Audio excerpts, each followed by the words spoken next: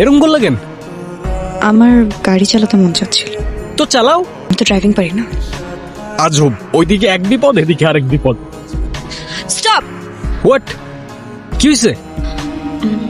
আচ্ছা, আশেপাশে তো কোনো ওয়াশরুম নাই, সামনে কোথাও গিয়ে থামি। সমস্যা নেই। ওখানে কি করতেছো? কোথায় ছিলা? কিছু না।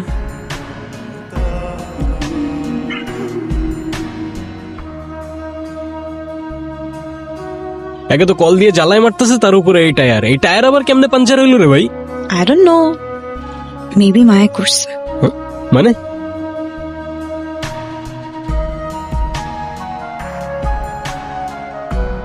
এই জন্যই তোমার বাসার মানুষজন তোমার দেখতে পারে না।